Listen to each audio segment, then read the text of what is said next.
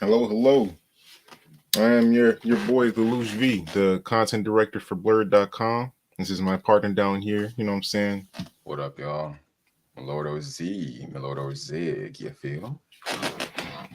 Yeah, we diving into some Suicide Squad, which might be the most hated game on the internet right now.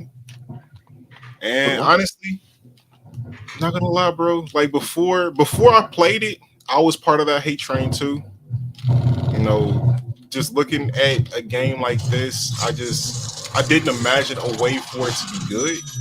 Mm, I mean, especially considering, some of the recent history from Warner Brothers and their games. Like, I mean, you know, Mortal Kombat 1 is not it, bro. I'm not gonna lie to you. Like looking at what Tekken has done and what hmm Street Fighter has done to their games, seeing what they've kind of reduced Mortal Kombat to is it's a problem. You know what I'm saying? Uh what trying to think what other flops have they had recently video game wise. I mean, I can't think of it off the top of my head, but I mean, movies wise, I mean, oh, we know, boy. I think Warner Bros is up there with Jiraiya for you, bro. Like, man, this I just mean, yes and no, because every. like I'm just I I could think of. enjoy Warner Brothers stuff because, like, I mean, they were really like a strong introductor to like comic stuff for me. Like, I Mm, mean, of course, I love the X Men cartoon back in the day, X Men '97. mm, I love that Spider Man animated series that used to come on. But like, I mean, Batman animated series is still like one of the goats of like American cartoons in general to me. hmm Um, Definitely. and then Static Shock, Justice League Unlimited, Young Justice, Teen Titans. Just seeing the greatness that was DC animated world, and then hmm just constantly being disappointed by what they put into live action. It wasn't going to develop a good feelings towards them. You know what I'm saying? Yeah, it's funny though, because I just had this conversation with somebody at work. They were just saying the same thing, like, "Yeah, man, uh, people were saying like, yeah, but I love Marvel, da da da da," and he was instantly brought up, bro, but DC animated, bro, like the animated universe is just crazy. You have to go just watch the movies, just go watch the movies and then come back, and that's just true. Like you can binge watch freaking DC universe animated shit over and over again. Young Justice, bro, like shit is just fire. But I mean, Yeah, Young I don't know. Justice is probably one of the best modern cartoons in general. Like I can't think of too hmm many things that have the level of writing that they do. Like it's crazy.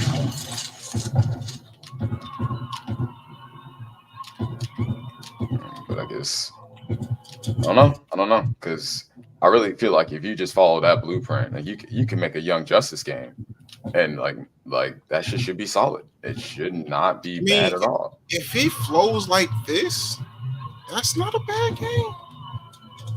Like, In fact, uh, it's a rather good one. yeah, I feel like it would be more well received. Like I feel like sometimes this game kind of feels like it's not a complete game. Like it's gonna be this is like a test for something else. Maybe I'm just I'm speculating and all that hoping shit. But I feel because like it's just a test game, see how people feel about it, and they're gonna make something bigger. But yeah, mm, but I mean, I think the reception for it has started to warm up to a degree. Like I haven't seen people bashing it the way that it does, but I also haven't really like looked into heavily how the game is performing. Like I don't know what the player count is, so I'm definitely gonna check mm, that out. But yeah, man, like I think this game has like some really good bones to it. Uh, Way better bones than what I was expecting. Because again, mhm. it works. Like to have a multiplayer open world game in this type of format, there is always going to be a little bit of wonkiness to it, trying to balance, all the crazy things that people can do while, trying to maintain an online Have you server. have you played Blood Hunt? I think it's called Blood Hunt. I tried it and I did not enjoy it. And it's kind of like it kind of reminds me of Blood Hunt a little bit. Like just like if Blood Hunt maybe had like obviously these are tighter mechanics in Blood Hunt, but if Blood Hunt you could move like this with the abilities, man, like that's what it kind of feels like to me. I can definitely see it because I mean, Blood Hunt was it's about movement and trying to do damage while not taking damage from everyone else. I mean, there's not like a whole lot of like blocking type mechanics, so it is all about just dodging around and being mobile. Yeah, this is cool though. With like you can counter shot. Like I don't know how it is with your character, but Harley can counter shot and see like openings to do that. But I mean, that's another thing, like balancing that because that shit can get kind of crazy.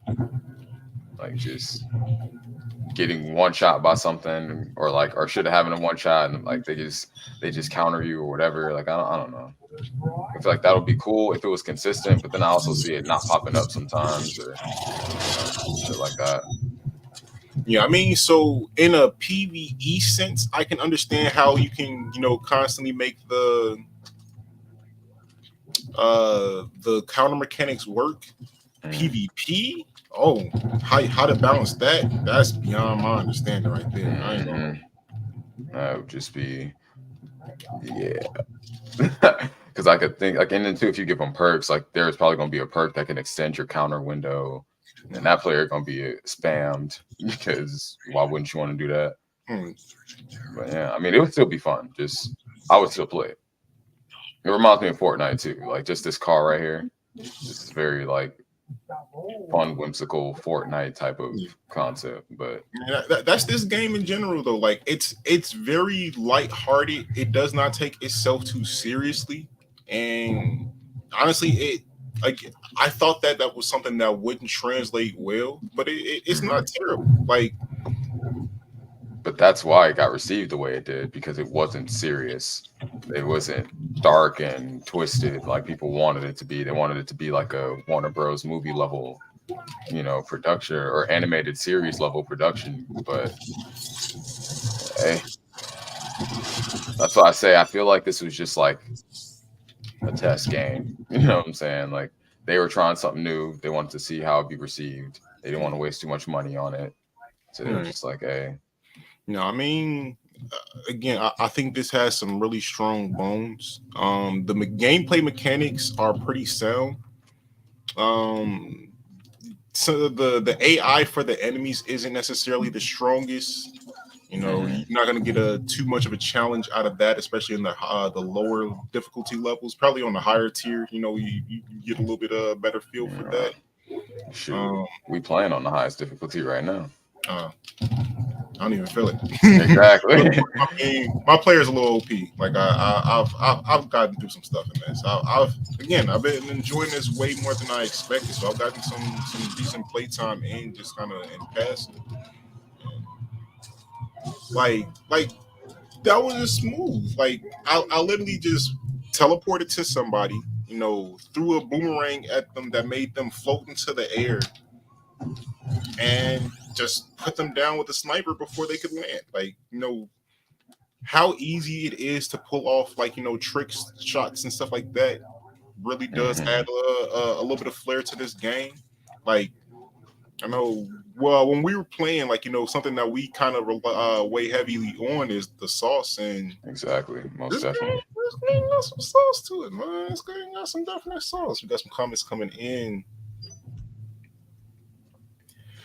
I mean, so culturally speaking, MK is still up there, right? But the performance of the game, nah, it's not. It's not it. The MK1 is like light years behind where, what I'm saying, Street Fighter and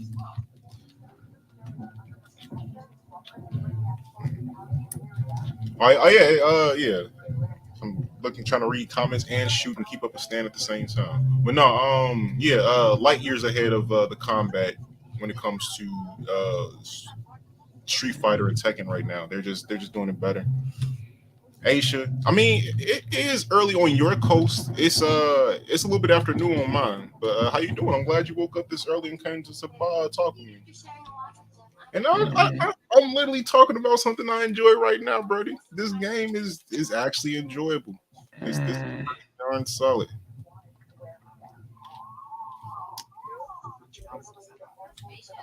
Thank you for tabbing me. I can't tell who you are, Facebook user, but I really appreciate it. If you still here, go to that wherever you're watching it from. In the caption, there's a link that lets you have your name displayed from StreamYard. Show that we can talk to you more. But thank you for watching the stream. I appreciate you. All right. You know, but mission wise, what you getting into so far in this? Stan? Like, how are you enjoying the game? I know I've been. No, bro, I like it. You know me, like it's just I love shooters. So you give me a shooter, I can slide. My one regret is I can't get Well, I could use that shot because I'm playing with Charlie. I should do that. Because I can't get no sniper. And you know, I love marksman rifles and shit like that. Yo, but sniping in this game is the most satisfying that I've played in a good minute, bro. I'm not gonna lie to you. Like, I'm having a blast with Captain Boomerang, man. Like,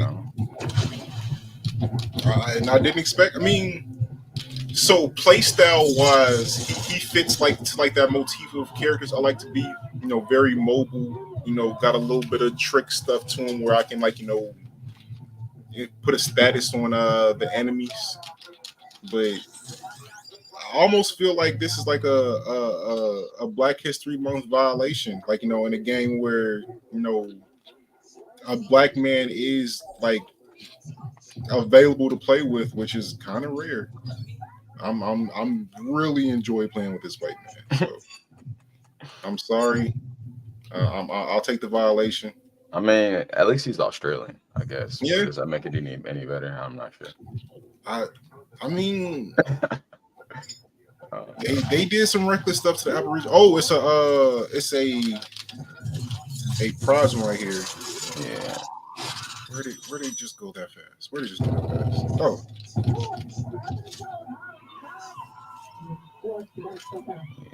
Definitely gonna be on the lookout for those. Those usually give some of the highest tier loot that you can find from just while roaming around. Mm-hmm. I had a little radar pop up for it.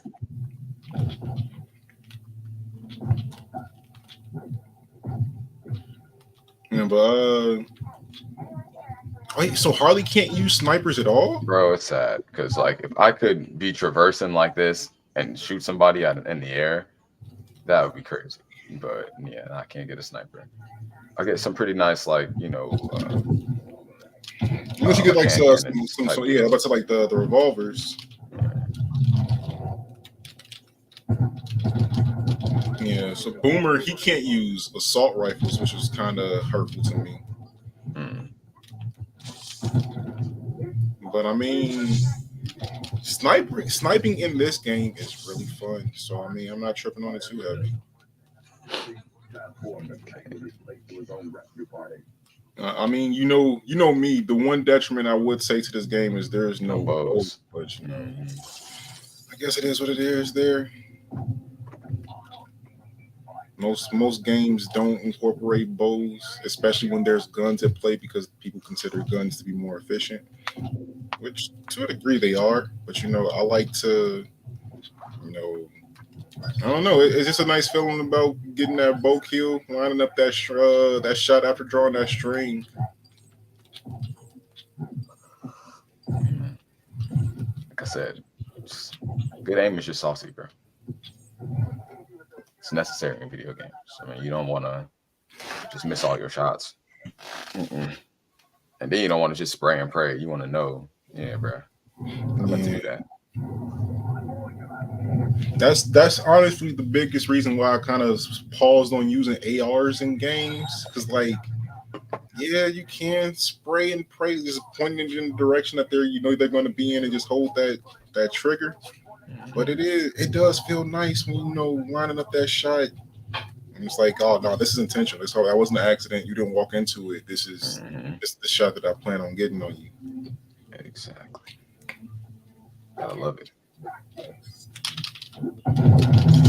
Oh yeah, we're supposed to bring him back to the bus. Yeah, so we gotta survive until they show where the civilians are on the map. and then yeah, when they do, we bring them back to it.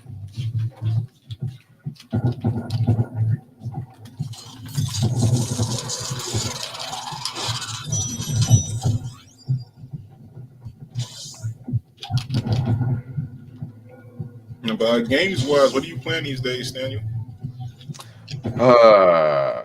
This Apex, waiting for the update, and 2K. I took a break from that just because it's 2K. You already know how that go. But I'm about to get back into playing it, and then yeah, that's about it, man. Like I want to get into playing like the archive of solo player games that I have, but it's just I don't know, man. I just don't really enjoy solo gaming anymore. I was like, Just not, it's not my thing. I so there are some fantastic single player games, but like a lot of time when I actually have time to game, I'm in a more of a social mood, so I would rather play. You know what I'm saying? I'm playing this over some of the heavy hitter solos right now. I'm not gonna lie to you, like, and not because I think this is a better game, but it's just like where I am in my gaming career. Like, you know, this is basically the time that I spend talking to my friends because I don't get to do it enough, otherwise. So Yeah, exactly. I can't talk to my friends and play God of War, and I love God of War. Yeah, God of War's Love that crazy. game. Ragnarok was one of the greatest games I've ever played, but like after it's done, uh, I mean, once you finish that story once, like it's not a whole lot of reason to go back. And that's what I feel, bro. Because I'm not even honestly, I'm not the type of person that'll even rewatch a movie the second time. It has to be a really long time before I go back the second time. It Because depends it's on. just, yeah, like you can, yeah. I mean, like everyone has their, okay, bro, it's my comfort feel, like, you know what I'm saying?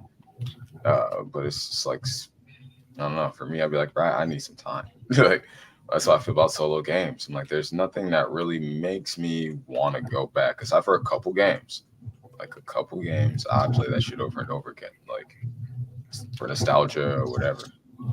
Um, I mean, yeah, like Uncharted is one of them games. Like play Uncharted over and over again. Just fuck with that game.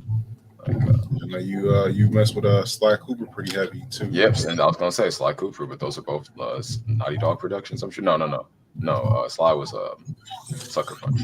But yeah, bro, Sly So Cooper. Sony exclusive. Yeah, They shared so much data between those games in general.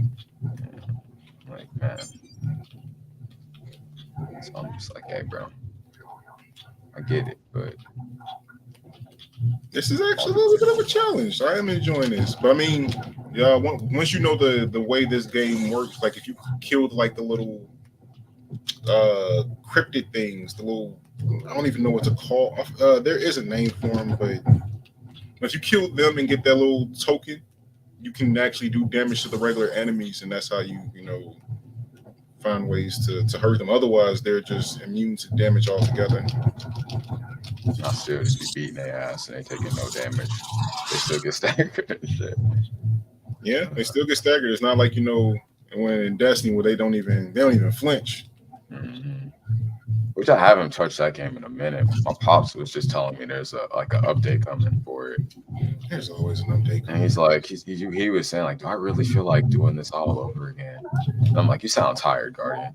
Like, man, you sound That's what the tired, game bro. does. Because like I still to this day think that they have some of the best shooting mechanics in gaming, but like they do not treat their fan base well. Like when giving them like diversity of things to do, like you just do the I know same that. thing over, over, over. Hmm.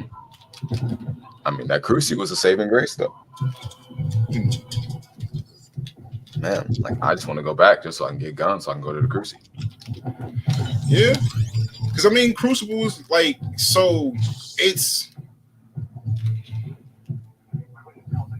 Crucible is a fun experience just because like at the end of the day, there's no like excuses behind it, right? Like you either getting those kills or you're not. Mm-hmm. I just want them to make more maps. That's all I want. No, this is not Destiny. This is not Destiny real. I'm playing some Suicide Squad. I do plan on playing some Destiny 2. And we was literally just ranting about it. But that's a game that I do have to like play in spurts, and I can only enjoy playing for long term with friends, right? Like I'm really good at Crucible, but like, am I going to go and grind out Crucible for hours solo? Probably not. Probably not. I tried But that with competitive. I was doing it for a long ass time. And it's just, bro, all that, like, I hate doing it with Apex. Like, so I play Apex less and less. I downloaded Black Ops 3 again. Started playing zombies again, bro. Like, just trying to break my own little personal records because, yeah, it's like now when I get on the game, I just want to have fun. Like, so yeah, if I'm playing a team-based game and I'm short a teammate or something like that, I'm just not in the mood to just be overly sweaty. Like, I'm just like, bro, can we all just pull our weight this one time? Like, can we just all like, can I just, you know what I'm saying, like not have to deal with a random selling me, like, which is so weird. I don't understand that. That's my one gripe with any multiplayer game. It's just people who just get on there just and don't care about wanting to win, or because they're not having their brand of fun, which is sell the entire W, lose sight of the entire objective, which is to win. I don't know. I don't know. I mean, so there I feel like there is a balance to it to a degree. Because I mean, obviously, if you're playing a game, you should be able to enjoy how you're doing it. But I mean, yeah, if you are in a squad-based objective, then play the objective. Don't you can't be selfish. But because how do you tell someone to not be selfish on doing something that they are doing exclusively for enjoyment, right? Like Mhm. when you get to that point where like you're playing competitively, or you're playing to win something, to achieve something. And yeah, I mean, I feel like it's easier to have that mindset of playing for the team. But like, if it's a random Saturday afternoon, what I'm saying, you've had a full week of dealing with the world. I can't fault somebody for saying like, I want to do this in the way that I enjoy. You know what I'm saying, so I think yeah, it's a balance to it. Yeah, definitely. But like, if you enjoy impeding on someone else's process of also enjoying themselves, then just go play a solo game.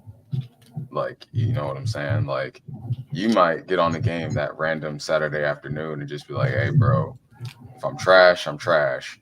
It is what it is. I'm going to still have fun. And that person might be getting on like, man, I don't have that many hours in a day. I'm just trying to get on here and win because winning is fun for me. Then, hey, like, you gotta, that to me, that is the more logical way to go into thinking a team-based game. Like, everyone's gonna have fun if we play this team-based game and we win. You know what I'm saying? Like, we win and everyone contributes to the win. Now, if you one of them people too that's saying like, bro, I don't feel like I can win, or I don't feel like I'm having fun playing this brand of whatever we're playing this style of whatever we're playing, because it's not really my style. You got to take comfort in the fact that the objective's still winning. So we doing that. We doing that. So yeah, I just feel like if you can't do that, then hey, if you getting on that Yeah, Saturday night, you should be like, hey, bro, I'm probably gonna play God of War. I'm just gonna play God of War, bro. Because shit, I don't feel like dealing with some tryhard that just want to win. Like, I just don't want to now, mess with that. BG3 playing evil and that is refreshing as fuck to me. So excuse my language. Like just being like anytime where you have a choice between being a hero or a villain, playing like the hero role is like what you're expected to do. That's like Yeah. what you see in media all the time. But playing the villain is beautiful, man. Like just saying like I could have chose to save your life, but I didn't. You know, you don't get that type of power in real life often. So it's a nice feeling in video games. But no, I mean, I'm with you too though. Like winning is everything. Like people say, oh, it's not about when you lose, it's how you play the game. I play the game to win, right? So I get that completely, but I also still understand the experience of that person that is playing to enjoy themselves. You know what I'm saying? Mm-hmm. For sure. And that's what keeps me. I got like a limit. You know what I'm saying? I'm like, okay, maybe this is just like, I don't want to say your average Joe because, maybe it's just, this is just a guy, person, 9 to 5. Hey, bro, I'm trying to chill on the weekend, just play the game. I'm great with that. I'm great with that, bro. All I ask is you don't actively try to impede on us winning. You can, because I mean, at the end of the day, you know what you're getting into. If you got on a team-based game on the weekend Where or are we your day supposed to off, be going? I don't know, but I'm fucking dying. Yeah, because it's saying return to mission area. What mission are we on? I can't even check the map to try to see where the mission area is.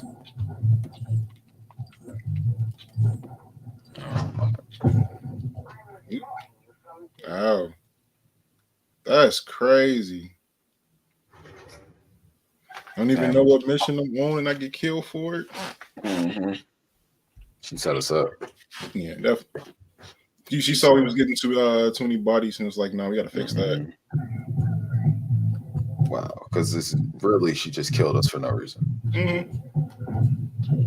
No, but honestly, that is, and the reason why, like, I hate playing with randoms is because I'm aware of that group of people that are just playing for their enjoyment. You know what I'm saying? Like, there is nothing more that is going to put me in a bad mood than saying, "Hey, we about to drop into this, competitive thing with these randoms." Like, I can handle that in shooters because I mean I'm used to carrying in that.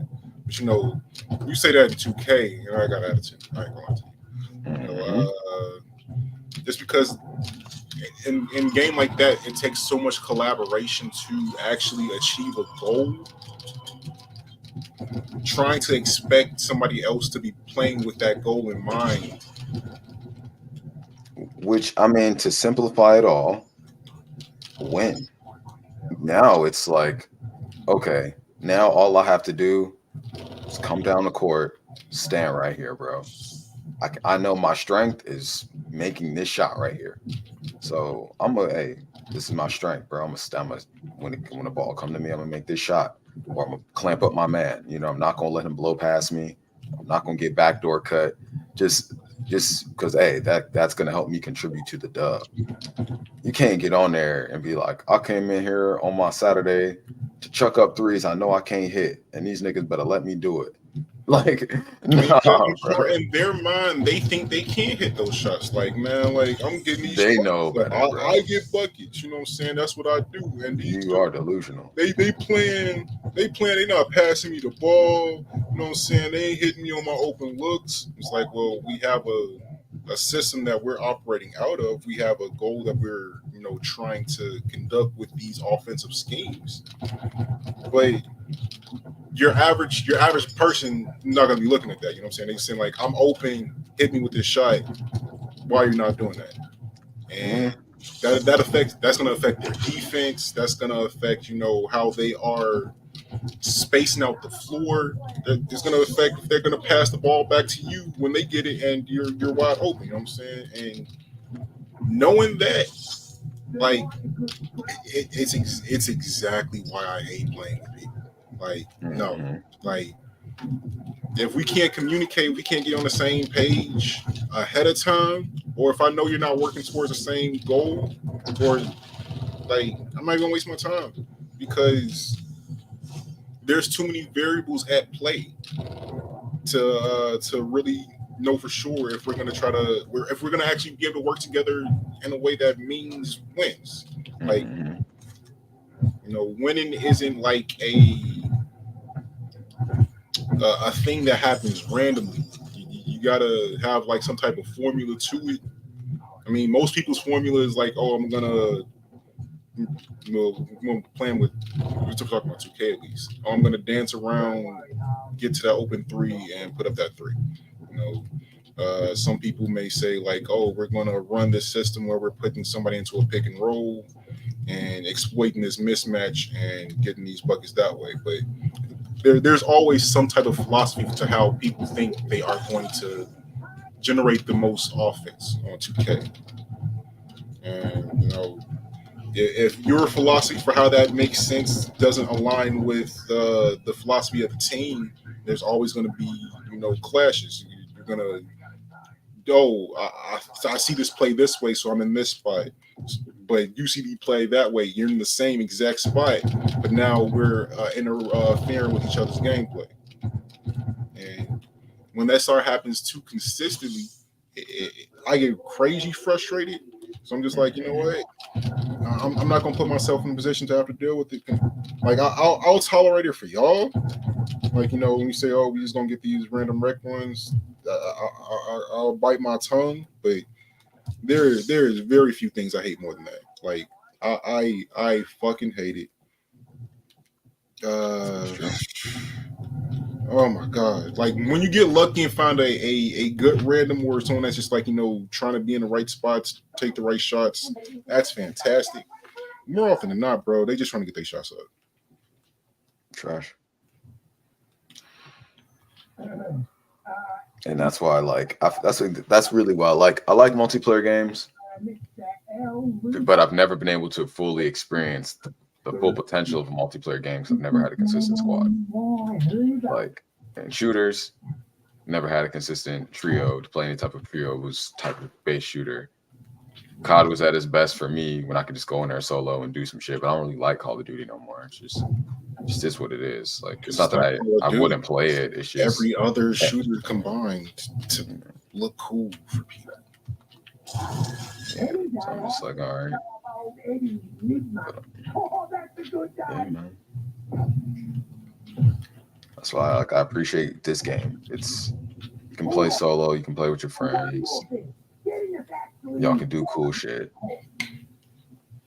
It's not really no competitive aspect to it. There's the leaderboards and shit like that. So there's that. You don't really get bored with that. But I mean, you don't have to like try so hard. You know what I'm saying? You're not competing against PvP type shit. So I wouldn't be upset with PvP in this game though, man. I would not be. It could be 4-player matches where you each pick one of the members of the Suicide Squad and head to head. I would be okay with that. I would definitely be okay with that.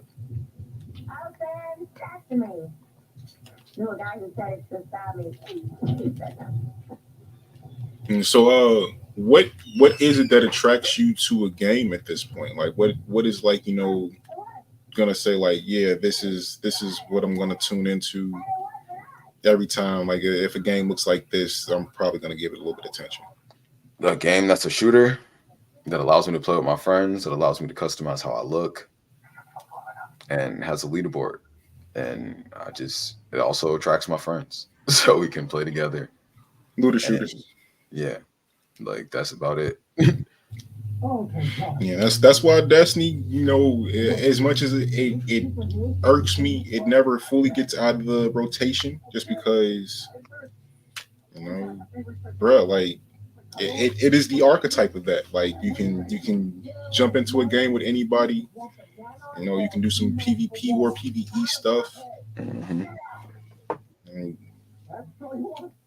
It's got the bones of greatness, but they just abuse the fan base by forcing them to do the same activities repeatedly instead of like I really don't know exactly what you do to fix Destiny, because I mean it's not the worst thing ever, but it's still like it feels like that is abusive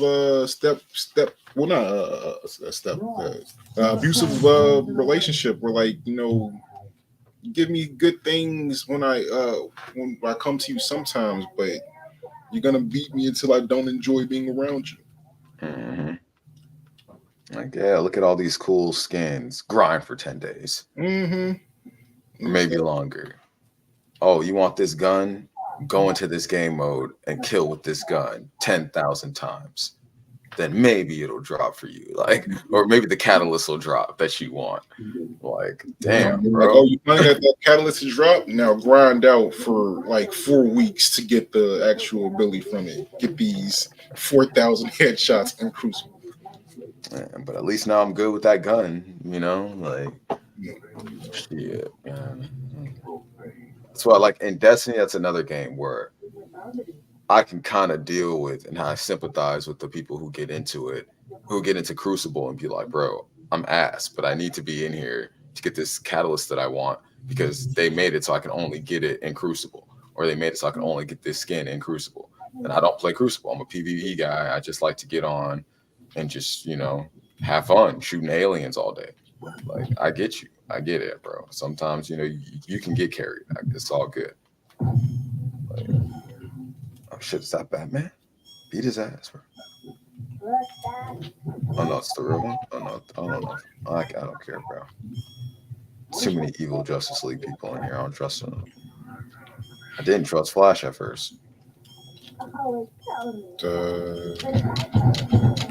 Understandably so, because I mean, if they got to Superman, Batman, and Green Lantern, how Flash get away? Mm-hmm. But I mean, at the same time, I mean, who else better to get away than Right. the fastest man alive? So it makes sense to a degree. But Superman got at least like 80% of that speed and like a whole lot of everything else. But of course, I mean, honestly, I wish that was something that they would show a little bit more of, exactly like how they Brainiac got shit. to this point. Because, like, how did you catch these things? Mm-hmm.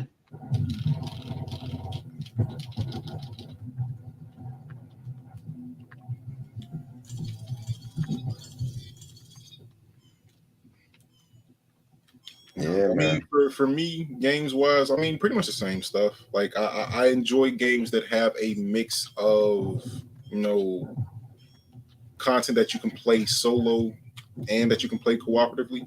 Like, I mean, usually when I'm playing solo in a multiplayer game, that's usually like my skill time, like when I'm trying to work on the things that I'm good at to improve, and then come to the multiplayer to, you know, find how those skills fit into the greater system with everyone else. So I mean, games that give me the opportunity to do that, I typically have a nice fondness for. So games like this, you know, Destiny, 2K. I mean, 2K is a little bit different just because, like, I really do like not enjoy that game, but I'm addicted to basketball, so I have no choice but to play that game. I mean, that's what I'm saying, bro. Like at this point, and when it comes to 2K, I'm beyond just wanting to play for in the rec. Just like that's not what really brings me the joy. Like I want to play in a league, in pro am, you know, whatever, play competitively and do well as a team. But like not just with some randoms. I want to do it with like people that I actually feel like, okay, yeah, like yo, this is a team. This is like doing the basketball simulator to the best of our ability within the basketball simulator. You know what I'm saying? It's 2K, but like, you know, let's fucking actually try. You know what I'm saying? That's when 2K is the most fun. That's when it's cool. If you're just playing like as a random or just a casual, just trying to have a good time, it's not gonna be fun. Like, especially if you play my career, you might as well start playing play now and shit, like other versions of the game to get your fix. Like my player is really meant for you to band together as a team, come up with different ways to win, different adjustments to win, understand the flow of a game together. Or if you can't do that, shit, you're gonna be like a bottom seed team when they're losing, having mistakes, turning the ball over, all types of shit. And that's what I realized. That's the same. That's with any multiplayer game now. Like I see that it's like, bro, you can have as much fun as you want going in there with randoms, going in there with, you know, a few people, not the full squad. Basically, is my point. But you're not really gonna enjoy yourself as much as you could if y'all were a consistent squad that got on consistently and 3 times a week, whatever the fuck it was, and y'all put in time into the game towards y'all goal of just being top 100 in the world or some shit like that. Like that's when those games get really fun in my opinion. When do I have the most fun playing 2K? I mean, when I know exactly how I'm going to play in that thing, like if I have a system that I know that I'm attributing to and playing within that system and it's effective, that's when I'm having the most fun with it. You know, I don't enjoy random chaotic play. Like it's cool, and I can find ways to make myself useful and valuable in that type of system. But I mean, I like when it comes to everything. Like when it comes to working, when it comes to making content, I like structure. The more structure I have, the better I can find ways to find freedom within that thing. But when it's a thing where like everybody is trying to do a little bit of everything and there's no like centralized idea, it frustrates me. So I'm definitely a system guy. I like going into a thing saying like, yeah, this is the things that I'm expected to do. I'm going to find ways to do those at a high level, no matter what the opposition is trying to get from me. Like I am a creature of habit. I've definitely learned that about myself. Yeah, I mean, that's kind of the point. That's like we all are. It's like that's the benefit of playing with somebody consistently and playing with your group of people consistently, because then y'all can go over multiple systems of how to play. This is this is your role. Basically, is what you just said. You like having a role and being able to operate at the highest level within your role, like star in your role. I enjoy the same thing. In 2K, everybody needs to adapt that mindset, or just not really gonna win. If you go in there thinking like I could do way more, but you know what I'm saying, I guess I'll sit in this corner. Like, nah, it's like, yeah, I'm gonna sit in this corner, and if my man baits, or if my man plays me too close, I'm gonna call it out, and then I'm gonna cut. I'm gonna say, hey, look, I'm gonna call. I'm not gonna I'm not just gonna run baseline whenever I want, or I'm not gonna just say, give me the ball and ISO this man when that's not the play. That's not my role. Like this, that's the that because that makes everybody else's job easier. When you're trying to overcompensate or when you're doing too much, the person whose job is to score, the person whose job is to pass the ball or whatever, is not like, all right, now I have to go down here and like, okay, yeah, the center not rebounding. The center want to run out. So now who's going to rebound? Like who's going to do what they need to actually do? Like, and honestly, Comp 2K is way easier than honestly the rec if you get with people who play their roles. If you get with people who actually know what they're doing. In the rec, the hardest part is getting people to get on the same page, because all of them just want to have bad habits. Random chaotic play.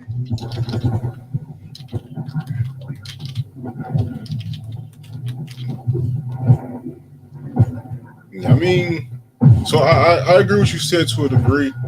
I think that like I said, like having knowing what your role is definitely makes it easier to perform at a high level. Um,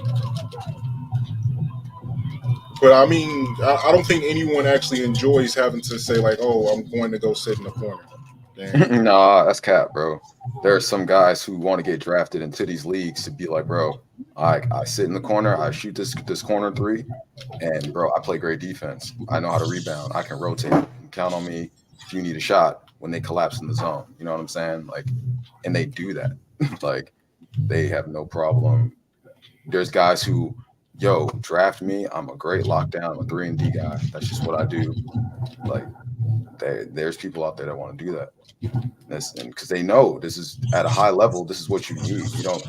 It's like in the NBA. They said, man, this is the NBA, bro. Everybody can dunk. Everybody can do this. But it's like, what do you do to that nobody else can do? What is your unique thing that nobody else can do that's going to keep you around? That's going to make people want to pick you up and put you on a team. It's going to contribute to winning. Sometimes it is that guy who can be like, yeah, bro, I could do this, but you know what? Nah, I can't. What my point guard can do, what my point guard or my shooting guard can't do is this. So yeah, bro, I got y'all. I'm gonna do this. And then y'all know whenever y'all need whatever on my other pieces of my skill set, I can provide y'all that. And that just makes me more versatile. Like that's what really makes a great 2K team. Like that right there. I agree and disagree. Again, like, you know, knowing exactly what you're doing definitely goes a long way. But I mean, I think everybody enjoys like when they are involved in the action. Like having actions that you run consistently, I think that's more conducive to everyone feeling like they're a part of it, instead of just like, hey, stand there and wait for it to come to you. You know, like that's not the case. If that's your mindset going into it, then you're already. I'm just standing here and just waiting to catch the ball. You're going to be involved in actions. The ball's going to swing. You're going to know. All right, when the ball swings to me, what's my next play? What's my next pass? I can actually take it off the dribble. So I not only can I shoot this corner three, but now this man sees me hit a couple corner threes. My point guard knows when he gets it in the corner, I'm going to stand out here because, hey, the guy playing him too close, he's going to drive baseline and take him to the cup, or he's going to shoot. Like that. That's it. If you're going into playing the corner, being the corner man, and you're thinking, I'm only going to be able to catch this ball and pass it off, that's something you got to fix. Because like I know for our 2K team specifically, there'll be times where you will get the ball, Brandon will get the ball, and because you get fixated on this is my job, right? Like to catch it or pass it or whatever, the play that the defense gives you, you don't even get to see it because it's like, man, I'm on autopilot now because I'm doing this sitting in this corner. You know what I'm saying? That's because you already got the mindset of, damn, I'm just sitting in this fucking corner. This shit boring. But like sitting in the corner and knowing what to do and the plays you can have and take out of the corner is pivotal. Because then as the point guard, I can just be, all right, bam, I'm here. I can move to the hash. The two guard can cut around, wrap me, go over here. The small forward knows, okay, I'm going to go here because we know from the corner, always going jab step, take this man baseline. He might shoot in this dude's face. These are all the plays he has out of the corner, and it's not compromising spacing. Like, you still have to be aggressive. You still have to do what you need to do. It's not just, unless you are sharp, that just can't do anything else. Then it's like, yeah, bro, you just got to sit in the corner, bro. Like, if you cut, you can't do nothing there. Like, so it pays to be versatile, playing out the corner and actually wanting to do it. That's for any position. Even if you a center that just can, hey, bro, I set the nastiest screen, so shoot every time. This man can't get past my screen. Just got to take pride in that shit.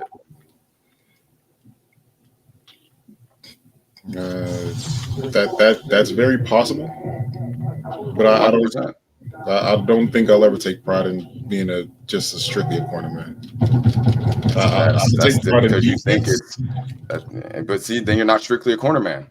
I'm a 3-and-D defender, bro. I can defend and I can shoot this corner three at a high clip. I'm playing on the wing. It is what it is. There's nothing wrong with that. I don't know. I'll go sit in the corner. You can run point guard on ball, attack, and I'll go sit in the corner and all of a sudden have 25 points because now I see, hey man, they just not guarding me right here, bro. It is what it is. I'm contributing to the team winning because now they have to just sit on me in this corner the whole game. Whoever's guarding me in this corner can't go help nowhere. You got to stay here because I'm going to torch you. Like, that's it. Oh, now you playing me so close? All right, bro. Hey, y'all, space out, man. This guy's playing me really close when I get the ball in the corner. I'm going to blow past him. Or I'm going to make the other guy, I'm going to make the big drop or whatever. So next time, whoever's open, I'm going to dot you, bro. Like, take pride in that, the decision-making that you can make. Like, and how well you can help the other team, help our team win. Like, that's just the main thing. That's definitely an interesting way to look at it. That's probably the right way to look at it. But I've always learned that my way of thinking isn't necessarily always the right way. Nobody's way of thinking is the right way, bro. Like, it is what it is.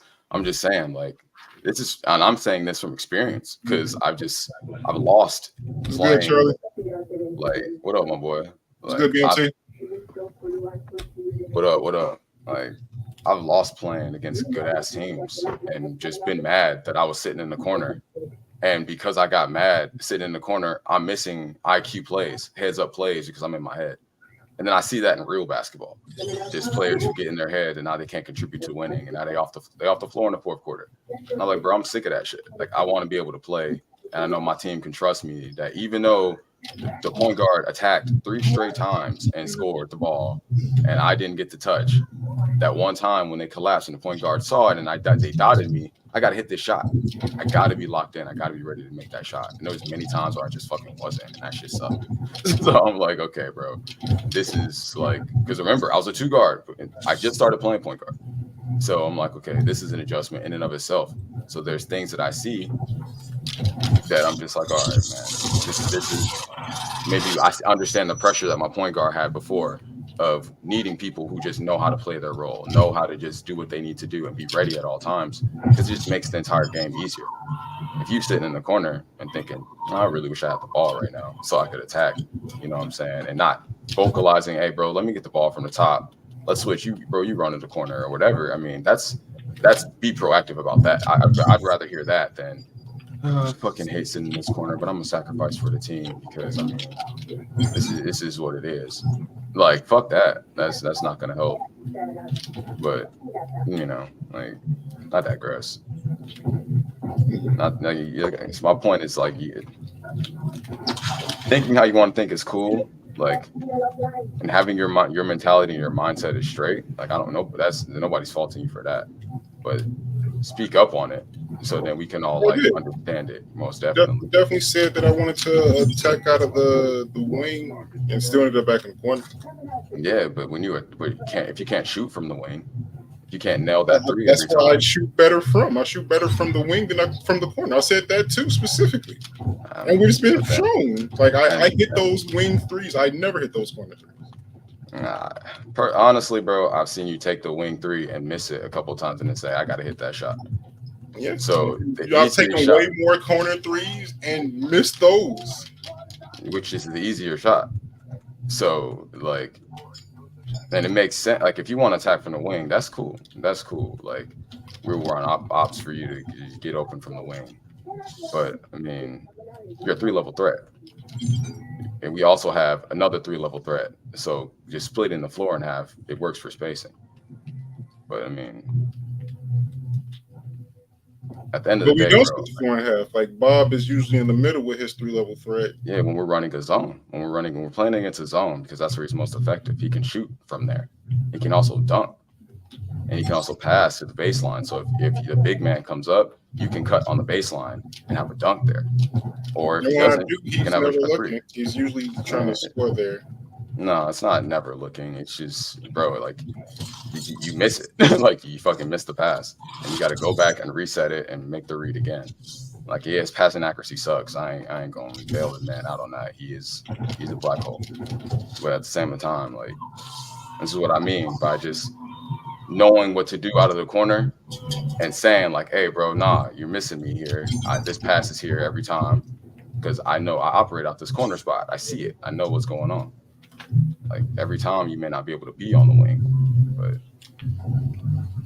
that's just another thing, man. Like, this is stuff you're playing consistently. We talk about it. We vocalize it, and now it's like, all right, wants to attack from this wing. Whoever we playing with, man, hey, drop down to that corner, man. Let's see what happens. See what it is.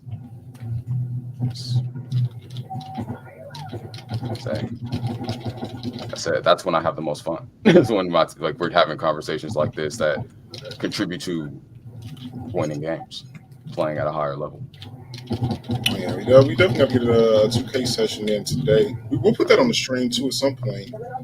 We got to get the logistics right so everybody can be heard cleanly and get the gameplay right and stuff. But 2K is a little bit trickier to stream than like some other games, just because of course, like sometimes they also playing, music that you can't put into other streams too. If they start playing, some licensed tracks than you in while you're in the wreck. That's true. I didn't think about that. Yeah. Yeah, Definitely think about that.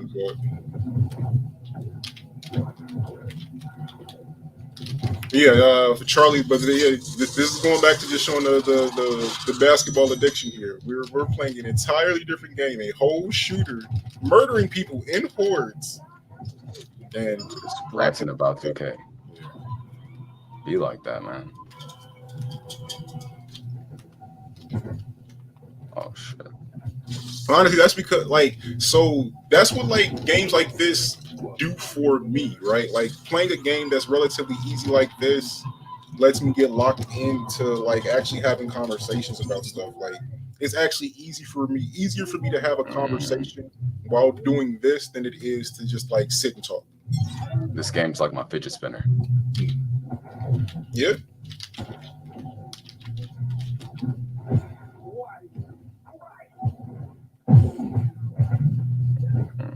You have to just protect this objective or what?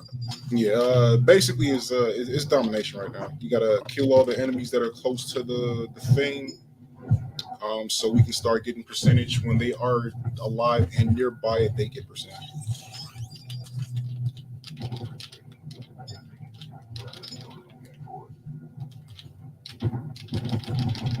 Bro, you played any of those games on Netflix?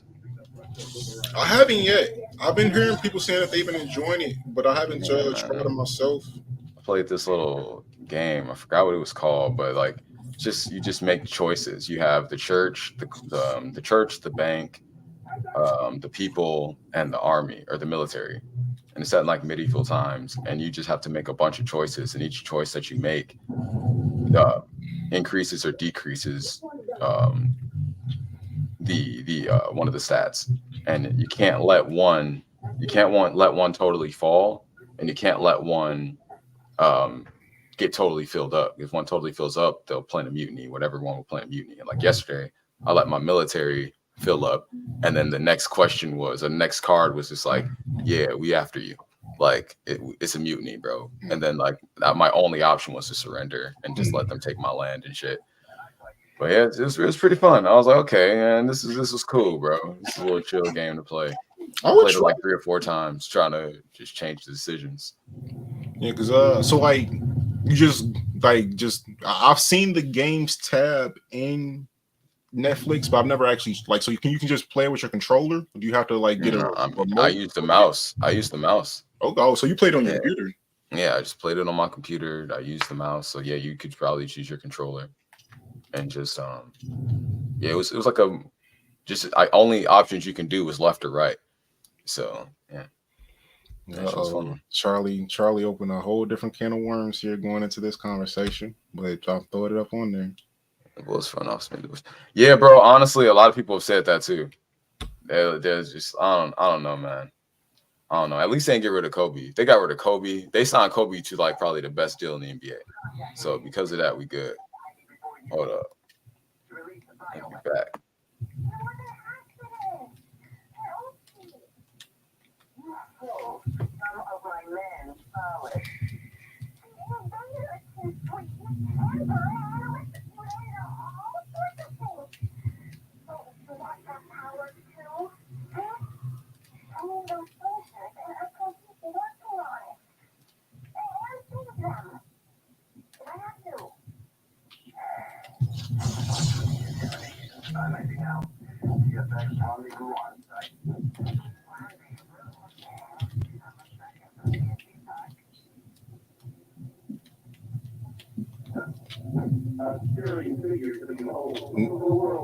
Meantime, looks like we got a. Oh, that's a marker that Stan said. I was wondering what that was pointing at. Wait. Now, as you can see, though, this game has got a pretty decently sized map. That's because they want to put so much emphasis on your ability to move around it.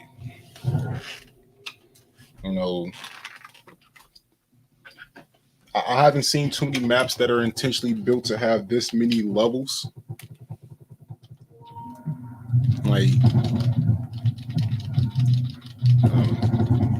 The fact that Look how high we're having a whole fight with a helicopter at eye level. Like that helicopter is technically lower than me on the map right now.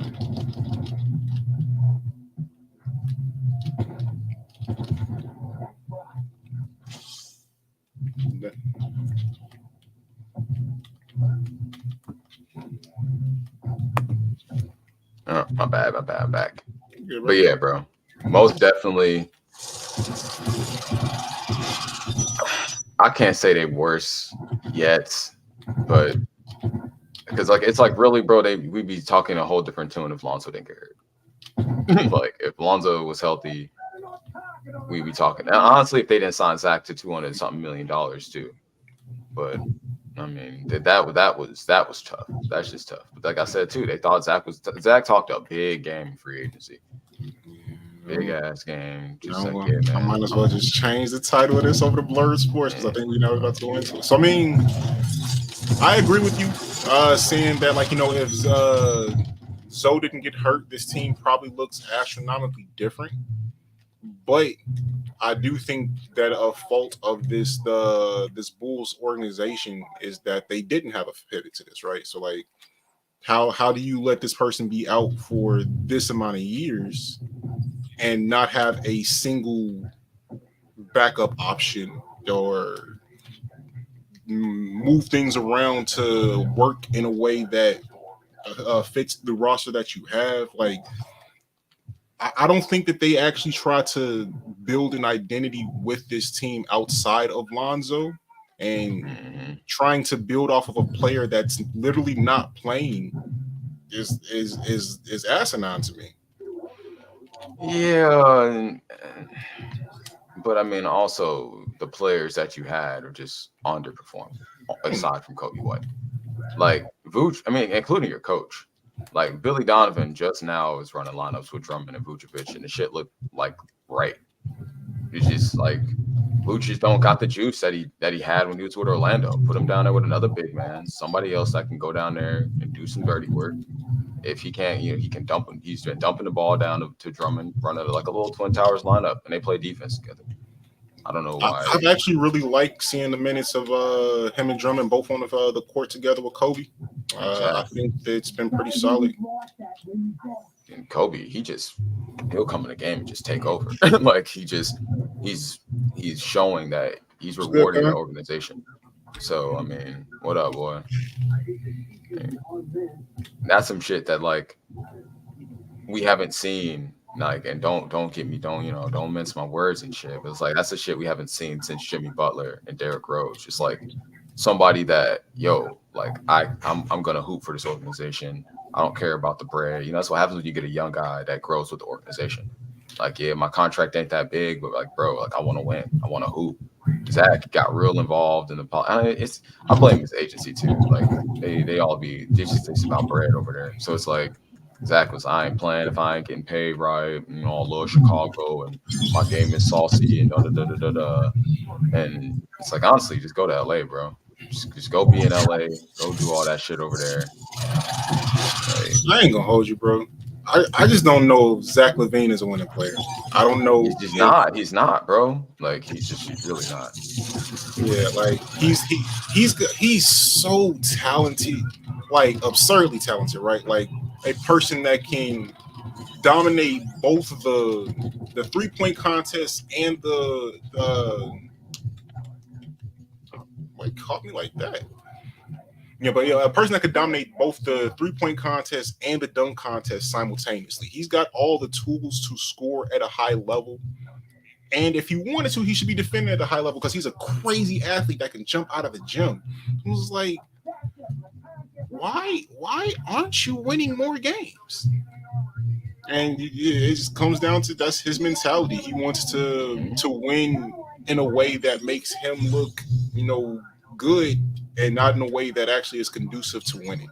Like if the Bulls win a game and Zach only drops 4 points but plays like hell, like that'll never happen, right? Like he'll never like say like, oh, this isn't my game. I'm gonna fall back, make sure I'm facilitating the ball and making sure like my man is not scoring. Like he's just not scoring this game. Like Zach doesn't have him in him to do that, to play a game like that. And I think that is honestly the difference between a top tier player and just a mid one. Like that's why I'd say like he can be a fantastic like second option. You know, when he just like when his job is just solely to score, I think Zach can excel. But when he has to be a leader, you know, sometimes being a leader means you're not the person that's getting the flashy shit. You know what I'm saying? You might not get the last second three over, you know, insert random Detroit Piston, but you know, you made sure that your man didn't get off on you. You made sure that whoever is the hot hand at the time, you know, was able to eat. I don't think he has it in him to make that sacrifice type of play. You don't. And every Chicago superstar has.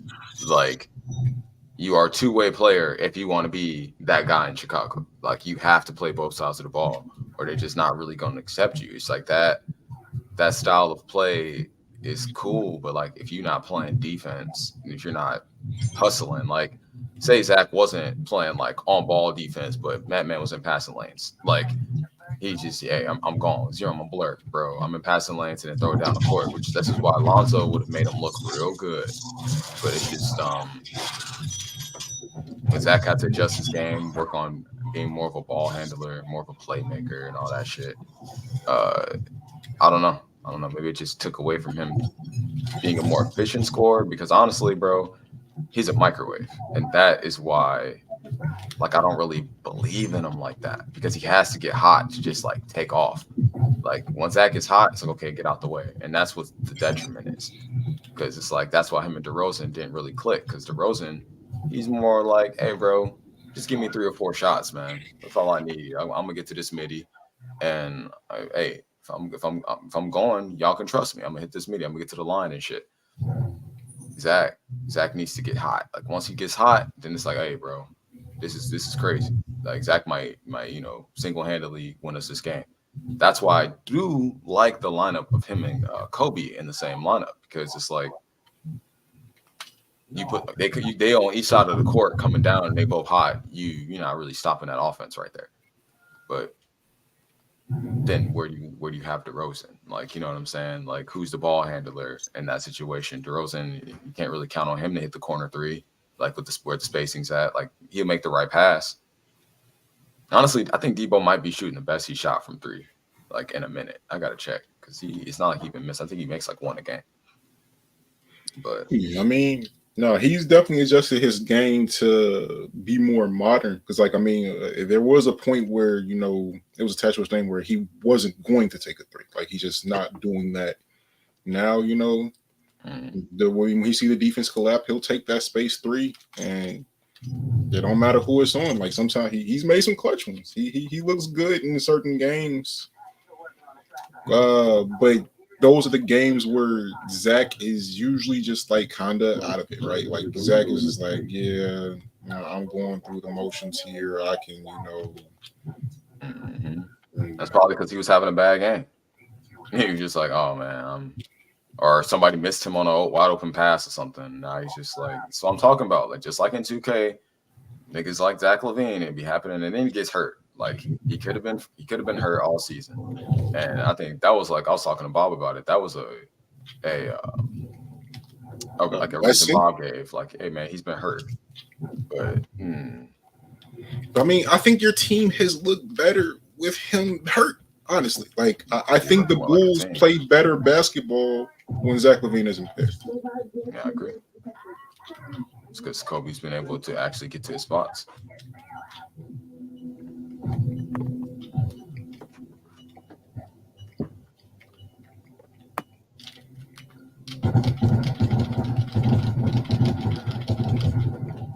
Trying another one of those loot bug things.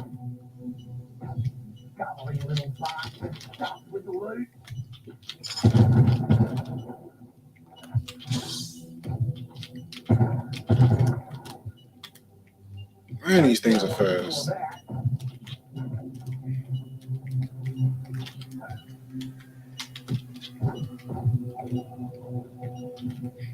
No, but besides the Bulls, are there any team that you really tuning into this season?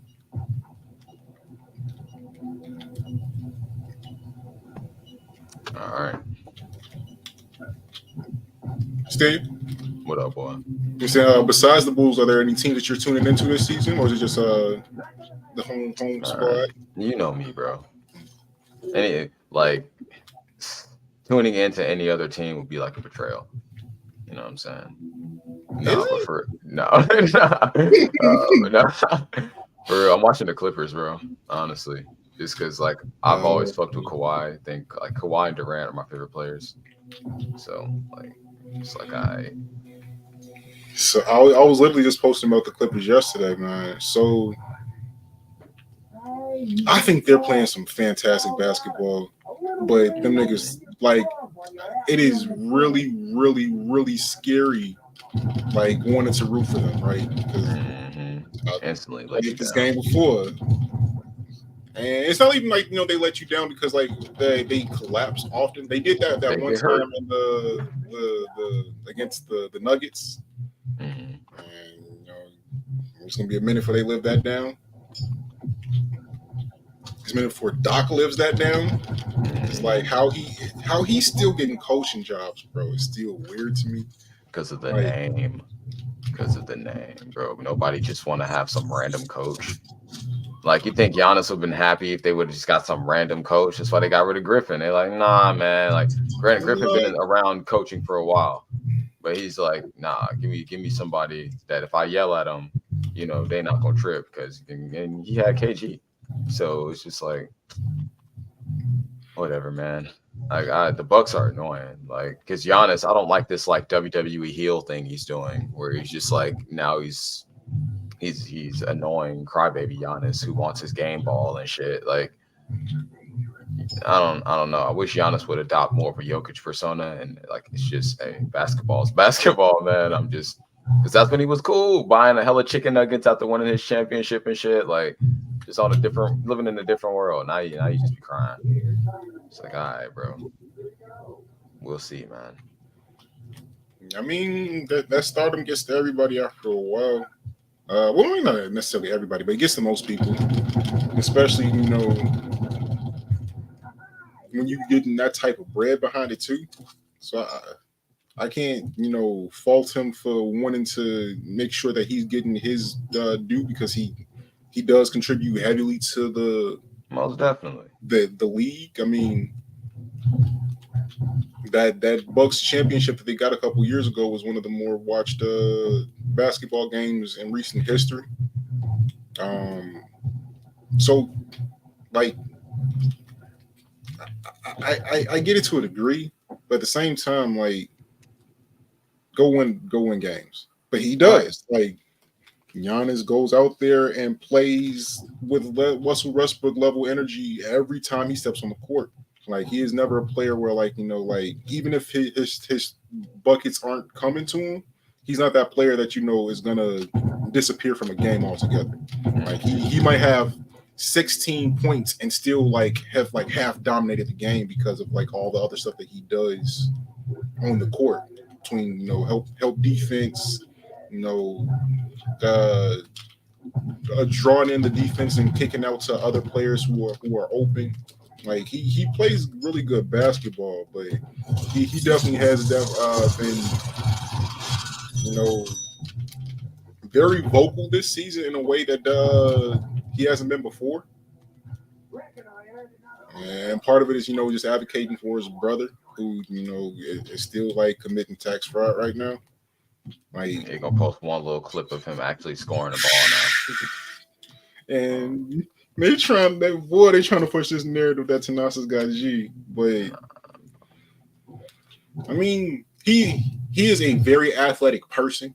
Like he has a very strong build. You can tell that he works on his body, but I don't know how much he works on his game, bro. Because like sometimes some players I see him, he just looks like he doesn't know what to do. Mm-hmm. He just be moving too fast, boy. Like it's like everything is too rehearsed. It don't come naturally to him. So he just like, all right, here you go. You ready? shit, I dribbled too fast. Wait. Like, it's just, man, just go to the cup. Just catch lobs, bro. Run it Honestly, just go catch lobs. Don't even worry about putting the ball on the floor. That don't have to be part of your game. Just go, yeah. Just go catch lobs.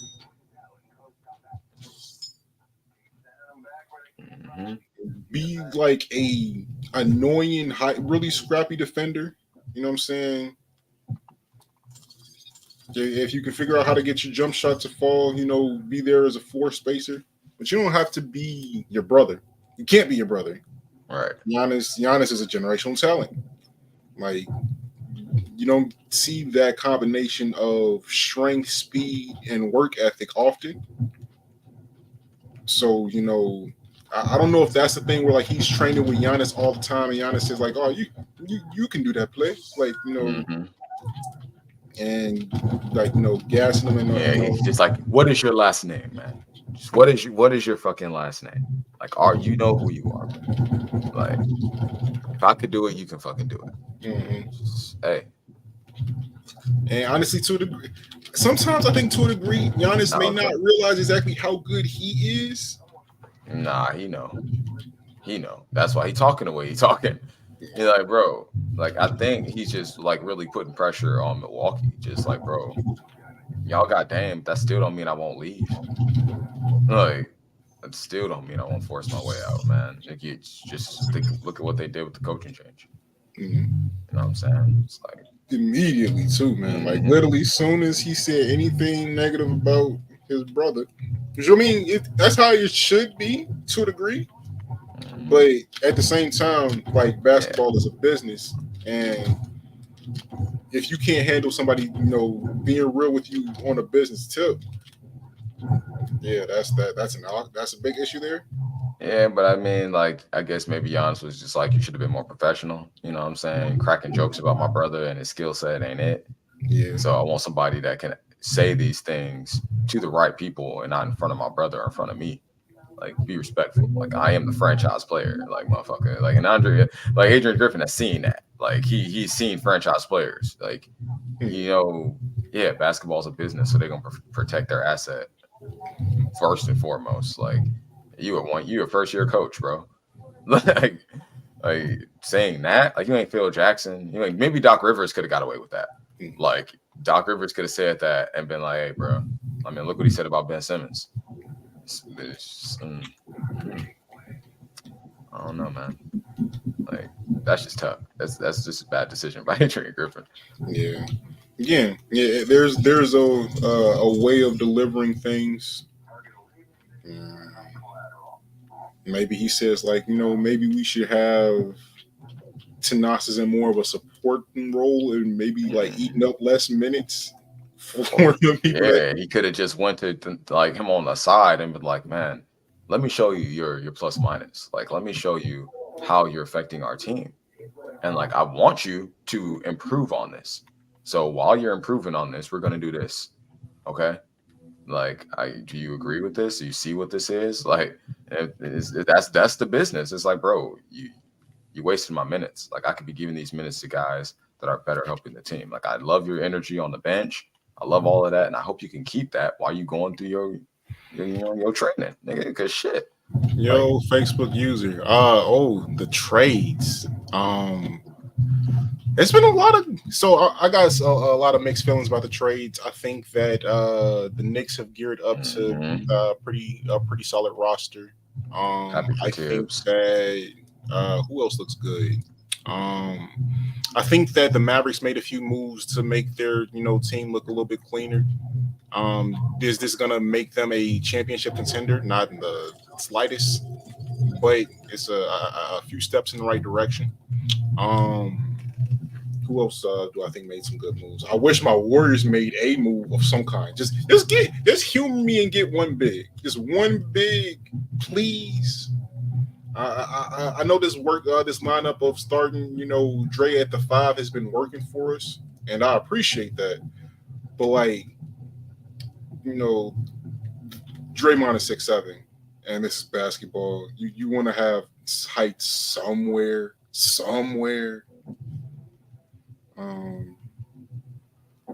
Who else made some solid moves? I wish the Bulls could have been in position to make a real big move and just go ahead and call it quits on Zach, because I think Zach has called it quits on that organization a while He ago. finessed. As soon as he signed with Clutch Sports, he was just in the mood to finesse. Like I just, that's what they do, man. Like that man gets his guys signed for bread. Period. Don't matter who they are, they're gonna get paid. Like, bro. And Zach had a brand. Like, you want to keep to his brand. So yeah, honestly, I send his ass like somewhere with LaMelo Ball and be like, yeah, bro. But getting to the second one, this game is for if you enjoy, shooters, if you enjoy traversal in video games, if you are even remotely a fan of the DC lore, I definitely recommend this. Is it perfect? No. You're not gonna get like an Arkham level story or the super deep dialogue and in moments. It's a fun game. It's not it's not God of War. It's not Last of Us, but to turn it on and just be able to enjoy yourself like we're doing right now and talking about everything else, it's perfect for that. Start again. We're I fell in some water. On the way. The fact that the AIs aren't reviving us though is a little bit irritating, because like I've had times where King Shark was literally right next to me, and he's like, "Well, what you gonna do, bro?" He started tanking damage for me. I'm like, bro, I'm already down.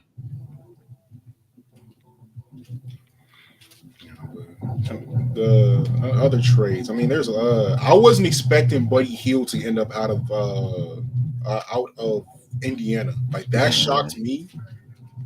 But I mean, I know they've been giving a lot of minutes to Benedict Mathurin and I forgot the other young guy that's been getting some real Naismith, I think his name is. He's been balling. So I mean, I get the decision for it, but it was just like, wow, like. Yeah, but I think like Buddy Hield is a great piece for Philly, and if Joel Embiid comes back and can be Joel with a guy like Buddy, didn't he just have an MCL tear? No, so I don't know exactly what the injury was, but I know he's being reevaluated in 4 weeks. But it was a knee injury after Kuminga fell onto him after they got kind of mixed up. Yeah, I bet you Joel just like, man, we're gonna get to the playoffs. They mad that I keep sitting out all these games, so we're gonna say this shit hurt real bad.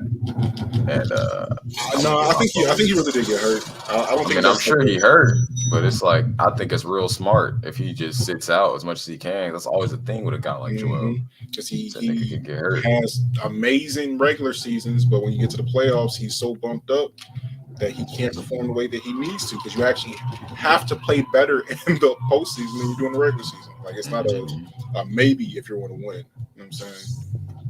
Yeah.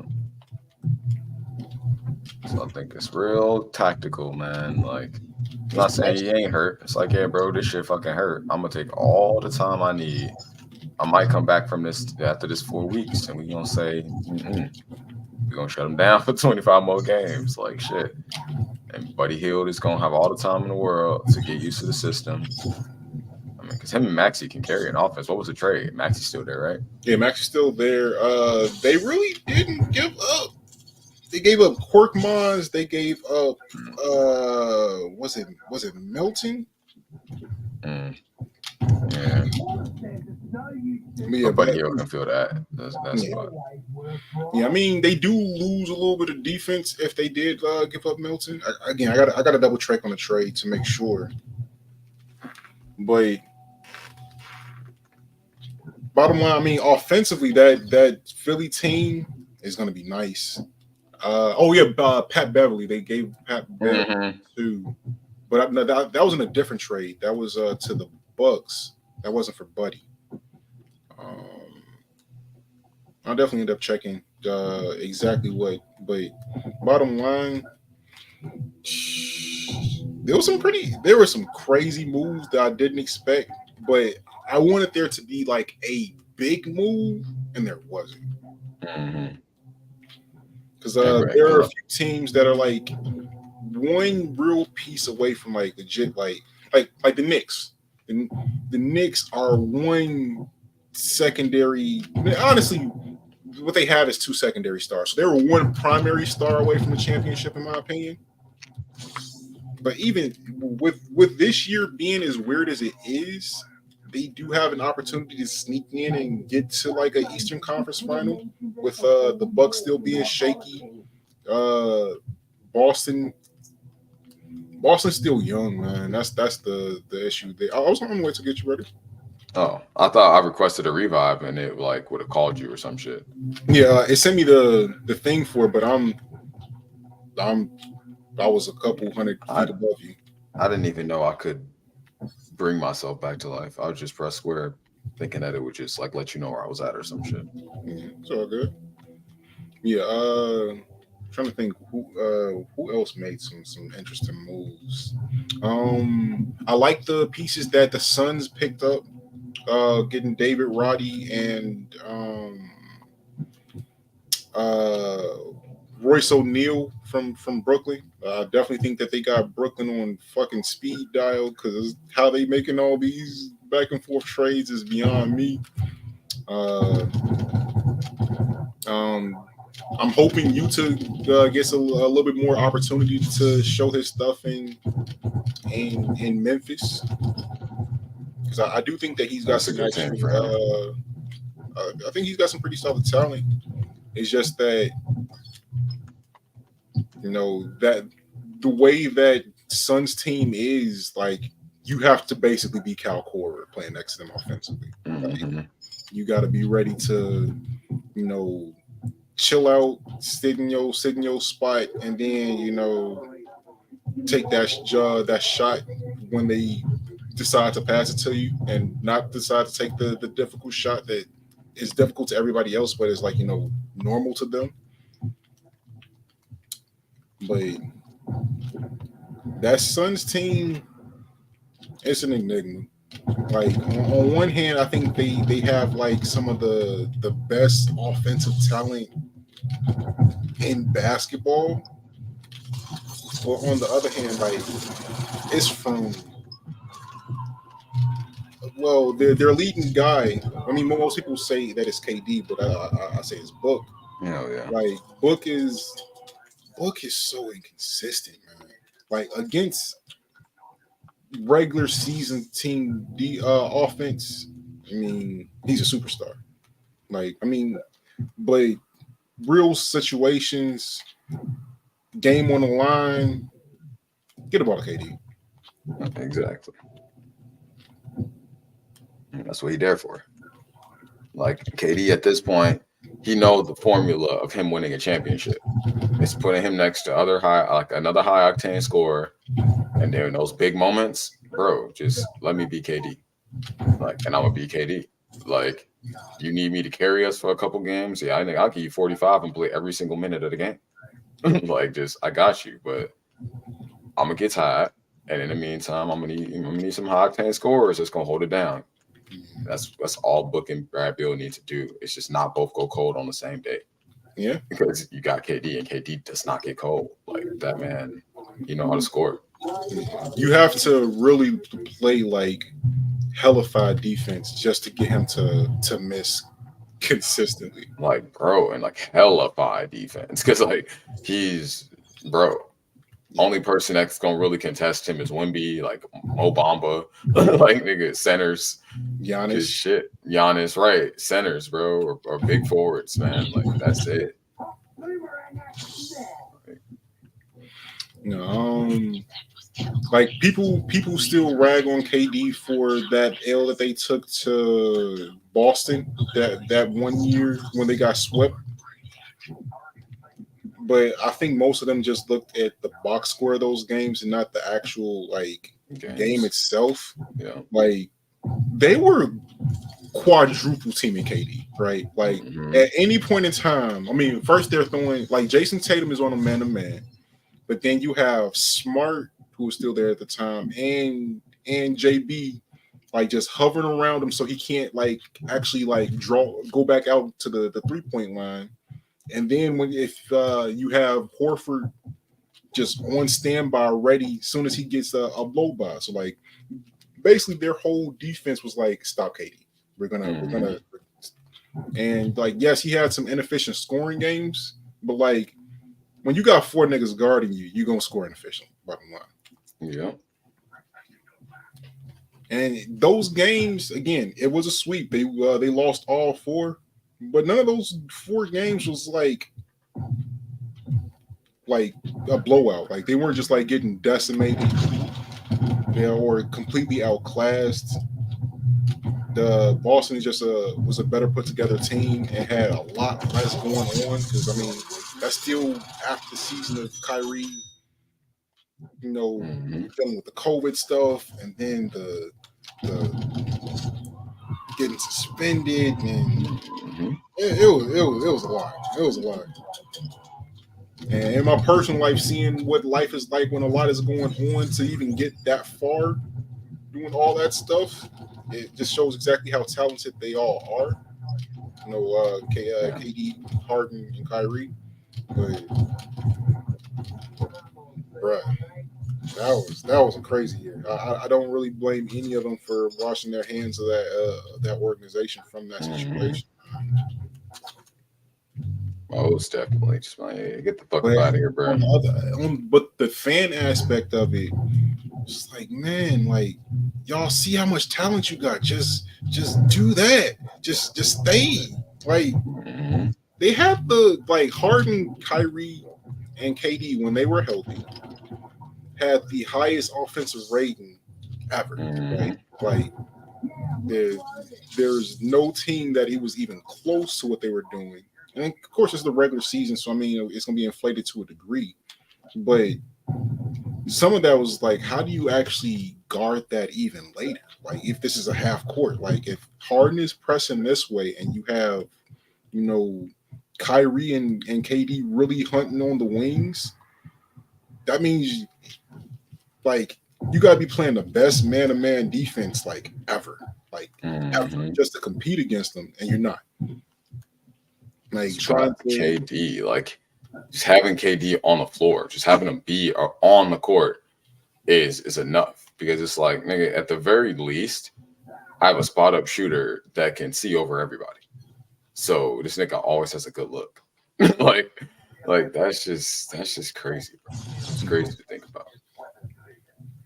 Can he really just be doing that? We see what Kyrie doing with Luka. Like when he's healthy, it's having him and Luka on the floor at the same time. It's fucking crazy. It's an avalanche of offense. It's just Luka is so good that it's actually like bad for that team, right? It's like with his being able to legit go out pretty much at any time, drop 60, get 10 assists, get 10 boards, and you end up like as a player like spectating him a lot instead of like actively being part of the offense. And I think until he gets a balance for knowing when to like, okay, I'm just gonna take over and get these buckets, and like, okay, for the team, I'm going to like, I could still probably get this bucket over my man, but I'm gonna slow down and make sure everybody else is also getting involved, even the non-scorers, because in the late game situation, I might need them to make a bucket, so I need them to have the morale right by the time that they get there. I think when Luka gets that in his brain, he's gonna be unstoppable, because he's already kind of unstoppable and still figuring it out, which is absurd, like absurd. Yeah, I definitely agree. Like I feel like he's got to get teammates that he actually like. I think he likes Kyrie. Powell's cool. He passes. He gets Powell on some nice reads. Like he didn't fuck with Grant Williams. Like Clearly. so it's just like I mean, you get teammates that he can really trust and know, like, bro, I'm gonna dot you and you gonna hit this shit. Like it'll just make his overall game just that much better. But I mean, shit, it's like you said, he's still figuring it out. And like I think him and Kyrie are nice. Like Kyrie said, he's just kind of been the young, vet, the young mentor for him, and that's crazy to think about too, because Kyrie got a ring. So it's like, look, come on, bro. I play with LeBron, bro.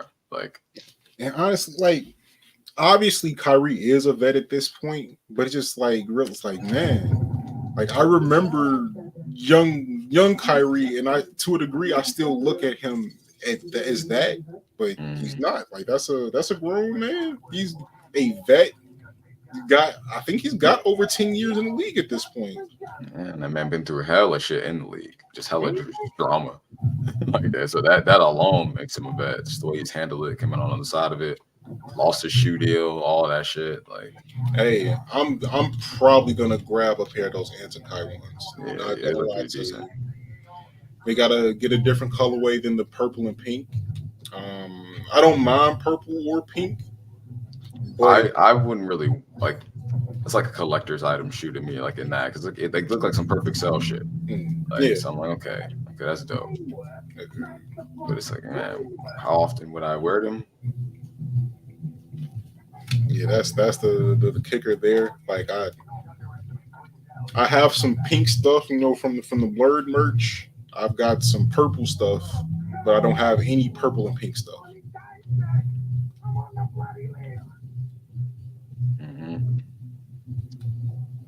And kind of who else has made some significant changes to their roster? This while I'm down, might as well bring up the the trades to go through it, because watch out, bro.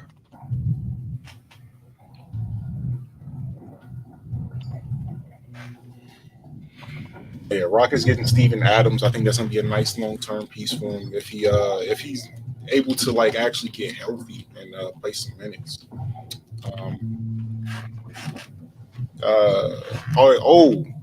That's one that's happened a little while ago that we haven't talked about, but it's still like close to the trade deadline talk.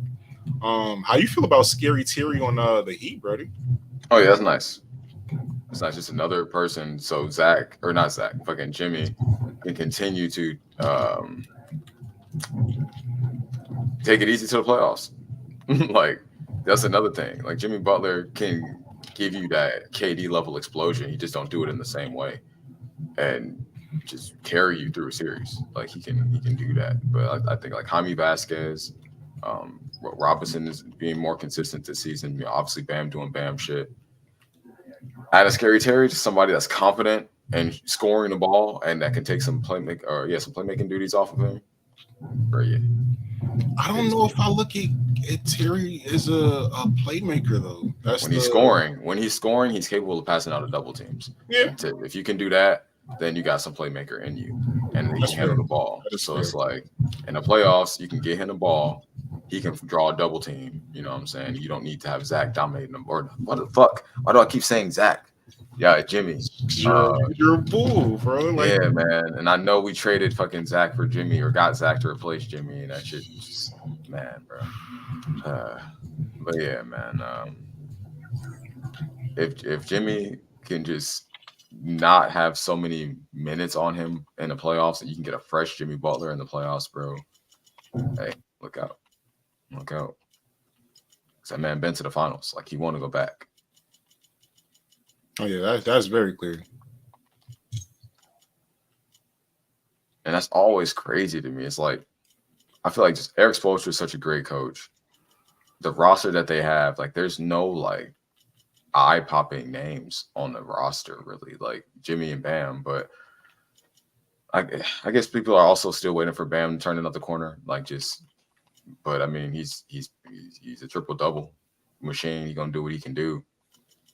But I mean, like they're just real blue collar. They hard work. They hard working ass team, bro. And like that's what's so good about it. Like they're well coached, and them motherfuckers just play really hard. Great defense, all around Jimmy Butler. So I mean, it'd be nice. It'd be nice to see them winning again, like a different type of look. They won with the big three, and now to have this type of team and to win, that'd be very interesting.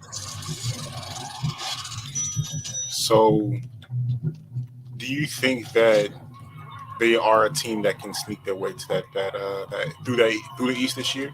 Yes, You think yes. Because the playoffs, everything is one injury away. And if you a team that's just used to next man up, play really hard, play defense, and you well coached, yeah, bro, for sure. Like the Suns, they can very well be one injury away, and it's like, all right, bounce in the second round. You know what I'm saying? Like there's just nothing. You know, just it sucks, but yeah. But I mean, the Heat, man, they not really. It's about Jimmy's gonna say Jimmy's. I don't want to jinx it, but Jimmy gonna do what Jimmy gonna do, and yeah, as long as freaking him and Bam stay healthy, bro, remotely healthy enough to like secure them 2 wins in the series. Like I think that the rest of the guys can get the other 2 for sure. When it comes, that's why you got like Scary Terry as well. What's your opinion on Bam Adebayo? He's good. I mean, like I think he's a little undersized, but I mean, he makes up for that when he actually can get assists, get rebounds. You know what I'm saying? Play a full effective game. Like he's very skilled. He can pass very well. Also, like that's his underrated thing, or maybe not even underrated. It's probably the most valued part about his game is that he can take that pressure off Jimmy. You can give him the ball and he can make the right read. Like that's necessary. He's got to be able to shoot. Like if he can shoot the ball, man, like consistently, bro, and be undersized, have use his quickness. That's Bam unlocked right there. Like that's what they need because it's like the Heat have a duo type of shit. He's supposed to be playing, you know, he's a superstar just like Jimmy on that team. So, like I somehow just got stuck in this glass room. I don't know how this is possible. I don't know how I got in. Scary movie, boy, stuck in a glass room. Crazy, bro. Like, I don't know if you can see the screen right now, but like, yeah, I do. This is the first time I've seen this particular bug. How did I get in here? No, I agree. I think Jimmy is another. I mean, Bam is another star caliber player. I think he's another one of those players though that has so many responsibilities that he doesn't necessarily like hyper excel at any one. Right. Mm-hmm. I think he's a great defender. I think he is a great facilitator. I think he is just a overall just high level Swiss Army knife. You can only hurt people in this by hitting them with grenades. Oh, okay. But like he doesn't know right when he should be taking over a game. He doesn't have a balance of like when he defers to Jimmy.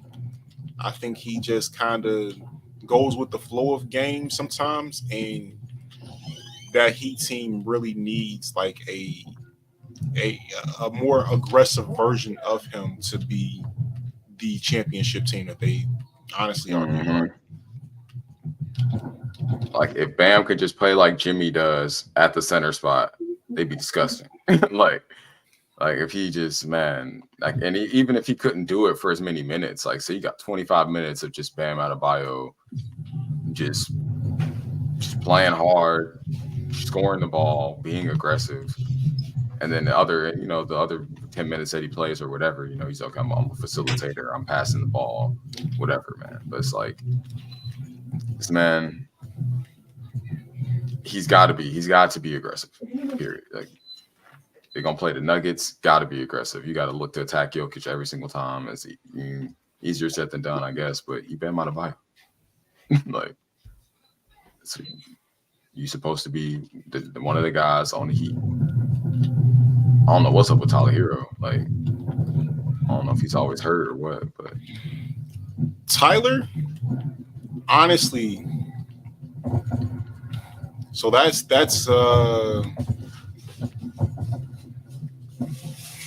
Tyler is an enigma because with the way that the team is set up, he should be just like geared to be like the most aggressive scorer ever, right? Like, Jimmy's gonna Jimmy. Bam is going to be there to help in literally any type of situation. So your job is to not get completely cooked by that two guard, and then completely cook the two guard on the other side of the basketball, right? And I think that he, has a little bit of confusion on exactly what he's supposed to do sometimes. I'm just like, bro, like you're the most consistent bucket on this team. Well, maybe not anymore now that they got Rozier. But like go take 20 shots. Like put them shots up. Make sure that they're, effective shots. Don't just be chucking against, 4 defenders. But take those shots. And I think he's trying to find a balance between, being passive and aggressive. And I mean that is a really hard balance to master in life and in sports. You know what I'm saying? Because I mean, sometimes it's the right time to be stern and you speak what you're trying to say, but other times you should be listening and following to with the tune of what needs to be done overall. But yeah, I mean, it's a curse of being young, especially being young on a team that has so much leadership. You can find yourself kind of into a soldier type mindset of just like, taking orders and doing a thing. But he's got all the talent and then some. Yeah, man, that's what I'm saying. Like, because like Jaime Vasquez, he ain't having that problem. Granted, he did 4 years in college though. They always a more mature type of game. I don't mean so. I think Jaime Vasquez has seen where he needs to be aggressive more, but I don't think that he's necessarily better than Tyler. No, I'm not necessarily saying that. I'm just saying that he is fitting into the system. He's contributing to W's. You know what I'm saying? Like that's all. It's just finding ways to do it. Granted, he also did that when Jimmy was hurt. That's when he got to really get his footing. I think Jimmy was hurt and Tyler was hurt, so Jaime just had the court. Another player that I really respect on that Heat team is actually Duncan Robinson, man. What he's done with his game is what I wish Klay Thompson would do with his. Like, yes, we know you are the shooter. We know you are a bucket, but Duncan has become so much more effective now that he is putting the ball on the floor and facilitating. Like he's changed how he is approached on offense as a whole. Man, I wish Klay would adapt that mindset. I want that so bad because I think Klay is very capable of doing that. When he decides to put the ball on the floor and then get to a spot, or put the ball on the floor to get to a spot to draw a defense aim and pass to somebody else that's open, it looks really good. But he doesn't make that decision to do that.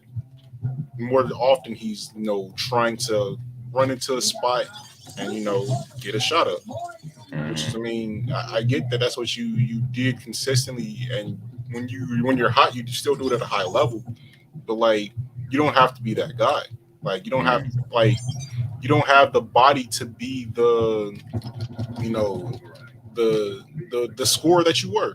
Just being real, and I don't think that makes him any less of a player.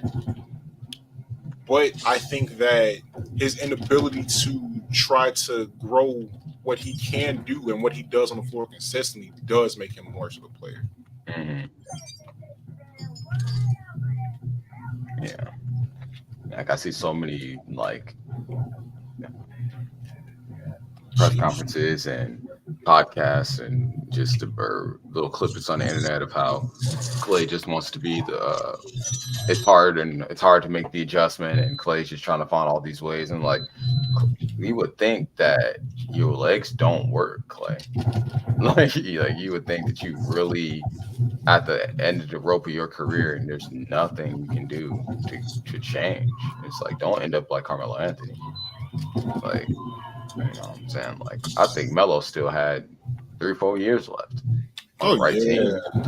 And he was just like, nah, bro, I'm not gonna change how I play. Like, I'm Melo. So it's just I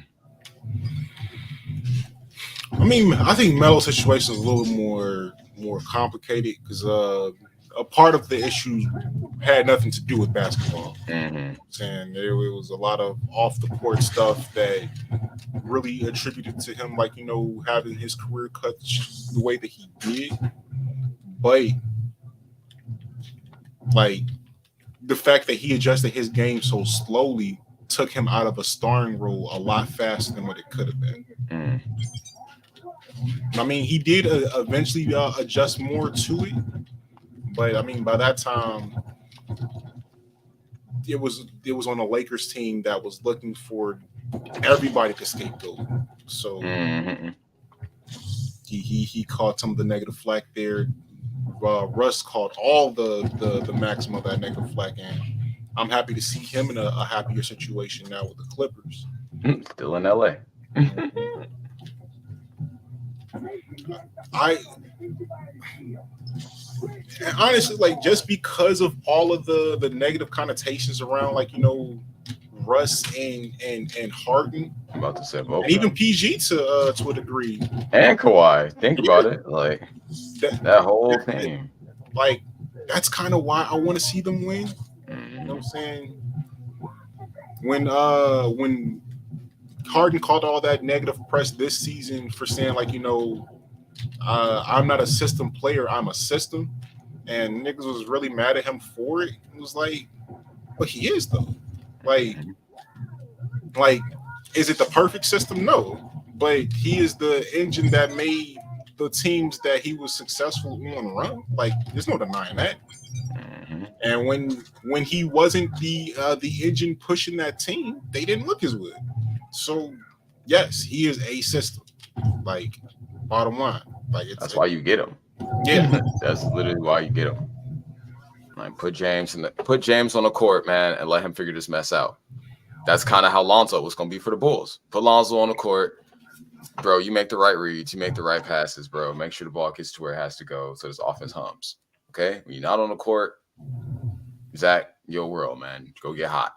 That would have been all right, but you miss out on somebody like that. It's tough. It's tough. That's why, yeah, like you said, man. Like, part of the reason I want the Clippers to do well is just because, man, they're like the dark horses right now. That most definitely. Yeah, I mean, so dark horse championship, like the championship that I would want to see, would be Clippers versus Knicks. That'd be crazy. But this battle of just grittiness, defense, shot making, yeah, that'd be tough. That'd be real tough. But realistically, I don't see how you stop Milwaukee and Boston. I mean, Milwaukee and Denver from getting to that championship. Like the Clippers have had some games where they look good against the Nuggets, and in a 7-game series, I do think they are capable of beating them. Like, I don't think they're like, you know, like just flat out like a tier below them, but like the consistency of Nikola Jokic is like Tim Duncan level. Like, it's not in the same, like, he's not consistent in the same ways as Timmy. Like, I'm not trying to like make the comparison between the two on that aspect, but like Tim Duncan, you knew when he came on a basketball court what he was gonna do, right? And Nico's the same way. Like you know, he's going to make some really good passes. Whether his teammates knock down the shots off those passes is up to them.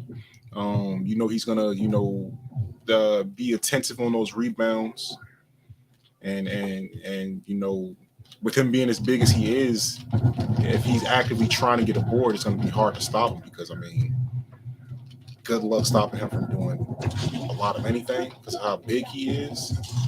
And he just makes all the right heads up plays most games, man. Like he rarely makes big mistakes, big misreads. Like a beacon of consistency, in my opinion. That's why you get him. Like Jokic is a system. That's what I'm saying. It's like anybody. It's just they just mad James said it. So like a lot of guys can say that. Luka can say that. Like bro, Steph for sure can say that. Steph is a system. Like come on. Bron, same. Exactly. Yeah, you said Luka. Like yeah, Luka. Yeah. And I think, man, they have like they got all the right potential pieces, but man, I still don't want to root for them yet, bro. Like it's like because then that's when they get you, bro. Exactly. That's when they get you. That's PG and Mo. Like PG MVP season. Hurt my shoulder. Fuck. PG, man. Like I was just believing in you, dude. What the fuck? Like, bro, like people want to laugh about playoff P, but like he really has had like some really high level playoff performances. Like some even what was that? 2 years ago, or was it last year when Kawhi went down and this man was a triple double machine, just doing everything he had to make that Clippers team move. I mean, of course, they ended up losing to the Suns. I mean, the fact that they actually had to battle to put them down just shows exactly how well PG was performing. Yeah. PG just has some crazy fucking injuries, man. Like, man, pre-leg injury PG might have been like the face of the league. Not gonna lie to you. People also look at me when I crazy when I say if it wasn't for LeBron, Paul George would have a ring by now because that Indy team, nobody was beating that Indy team besides LeBron. And not just LeBron, the Heatles, right? Like, yeah, they had all the defense and they had all the offense. Like, they were there. They were there. And it's just the only thing that could have beat that team was an explosive ass offense that also had defense. Like,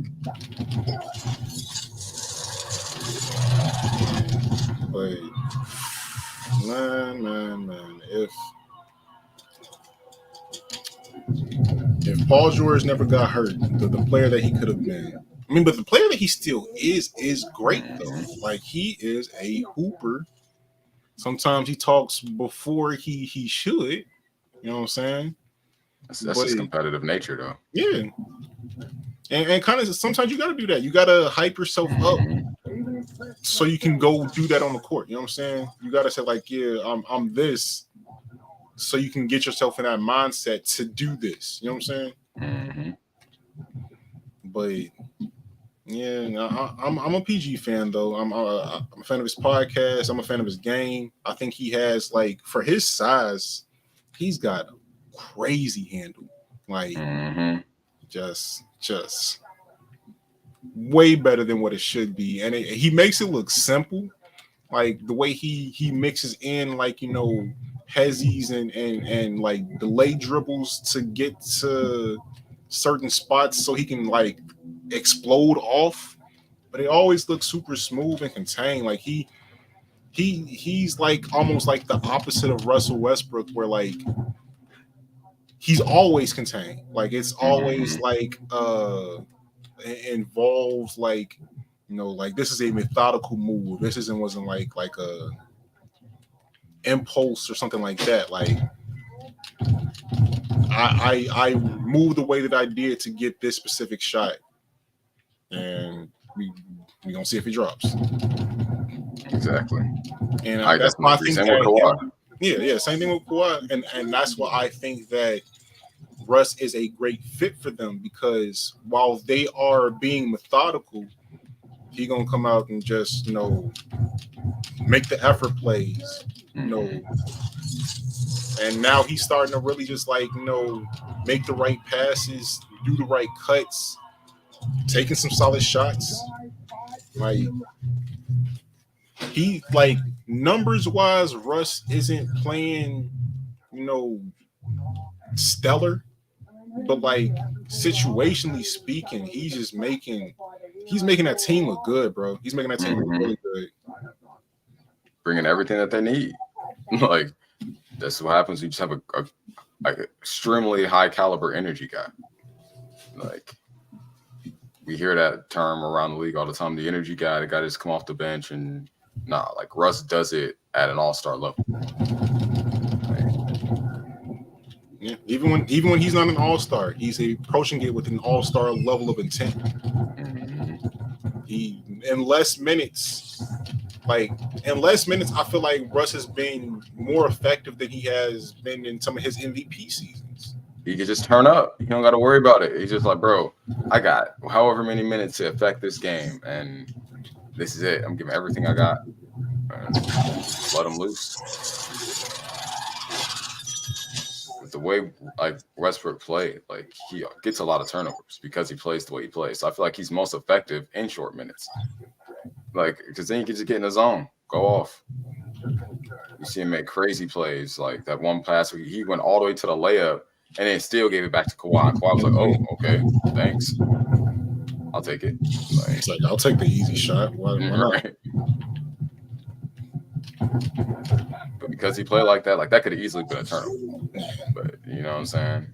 No, but Russ in the playoffs, I think is going to really push the envelope for that team too. Because I mean, he is a player. He might not always make the right decision when he's in the playoffs, but the effort that he approaches the game with, like he'll win a game strictly off of effort, like just trying harder than the other team. Sometimes that's what you need. Because motherfucker might go into game 1, game 2, tired, you know, whatever. Game 3, man, shoot, I'm not gonna come out with the same intensity, but Russ is. That's different, especially when he's on your side and you're Kawhi, you're PG, man. Your old injuries starting to get to you and shit, and you got Russ. Just hey y'all, hey, come on, man. Like, I'm gonna play the same way. I'm gonna do the same shit I've been doing. And that shit. And it's hard not to be picked up when you see this man like diving out of the diving to get a ball that's trying to stay and keep the play going, and it's like on a regular play where like it didn't matter, right? Like you know, it might be second quarter of the game. You know, you see your guy coming out there and making a high level effort play. It's gonna make you more motivated to go and do the same thing. It's not gonna be. It was like, oh, this is a close game, so maybe I gotta turn it up. It's like, nah, this is just what we do. Right. It's much harder to get into that mode when it is a close game. It's like, if you're already in it, you good. I'm trying to turn it up. Nah, we losing, or now that we down by 10 or whatever, or it's a minute left.